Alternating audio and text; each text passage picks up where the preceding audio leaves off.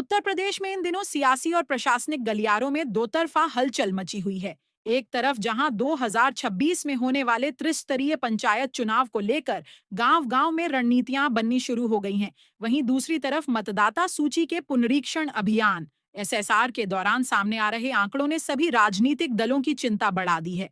राज्य में चल रहे वोटर लिस्ट अपडेट के काम के बीच अपने अपने वोट बैंक को बचाने की जद्दोजहद तेज हो गई है, क्योंकि जो आंकड़े सामने आए हैं वे सामान्य नहीं हैं। सियासी दलों की यह बेचैनी बेवजह नहीं है, बल्कि इसके पीछे चुनाव आयोग द्वारा जारी किए गए 6 राज्यों के तुलनात्मक आंकड़े और यूपी के संभावित डेटा की अहम भूमिका है। इस सियासी चिंता को समझने के लिए हमें दूसरे राज्यों के हालिया आंकड़ों पर नजर डालनी होगी। ड्राफ्ट रोल के मुताबिक बिहार में करीब 65 लाख मतदाताओं के नाम काटे गए थे, जो वहां के कुल वोटरों का लगभग 8.31% था। इसी तरह पश्चिम बंगाल में भी करीब 58 लाख नाम कटने की संभावना जताई गई है। लेकिन जब इन आंकड़ों की तुलना उत्तर प्रदेश से की जाती है तो स्थिति और भी गंभीर नजर आती है।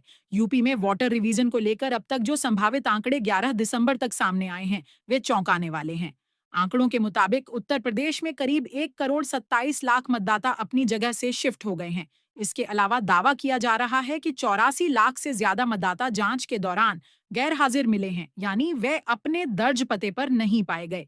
इतना ही नहीं, 46 लाख मतदाता अब जीवित नहीं हैं और करीब 23,70,000 ऐसे मतदाता हैं जिनका नाम 2 जगहों पर पाया गया है। इन करोड़ों नामों के इधर-उधर होने का सीधा असर आने वाले चुनावों के नतीजों पर पड़ना तय है। यही वजह है कि हर दल अपने वोटर को लिस्ट में सुरक्षित रखने के लिए भाग-दौड़ कर रहा है।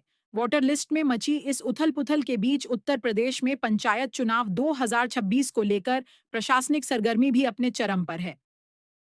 गांवों की चौपालों से लेकर लखनऊ के सत्ता के गलियारों तक हर किसी की जुबान पर बस एक ही सवाल है कि आखिर ग्राम प्रधान, क्षेत्र पंचायत और जिला पंचायत के चुनाव कब होंगे। यह चुनाव इसलिए भी बेहद अहम माने जा रहे हैं क्योंकि इन्हें आगामी विधानसभा और लोकसभा चुनावों से पहले का सेमीफाइनल माना जाता है। ग्रामीण मतदाताओं के लिए इन चुनावों का महत्व सबसे ज्यादा होता है, क्योंकि 3 इससे सीधे तौर पर उनके गांव का विकास और स्थानीय राजनीति की दिशा तय होती है। यही कारण है कि सरकार और राज्य निर्वाचन आयोग अपनी तैयारियों में कोई कसर नहीं छोड़ना चाहते। फिलहाल ग्राम प्रधान से लेकर जिला पंचायत सदस्यों तक की नजरें इस बात पर टिकी हैं कि चुनाव किस महीने में कराए जाएंगे और इस बार आरक्षण की व्यवस्था में क्या बड़े बदलाव देखने को मिलेंगे। आरक्षण की स्थिति स्पष्ट होते ही कई संभावित उम्मीदवारों के समीकरण बन और बिगड़ सकते हैं।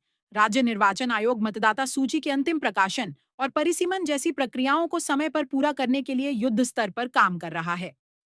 कुल मिलाकर उत्तर प्रदेश का सियासी माहौल आने वाले दिनों में और गर्माने वाला है, क्योंकि एक तरफ मतदाता सूची से करोड़ों नामों के कटने जुड़ने का गणित है, तो दूसरी तरफ गांव की सरकार चुनने की बड़ी चुनौती सामने है।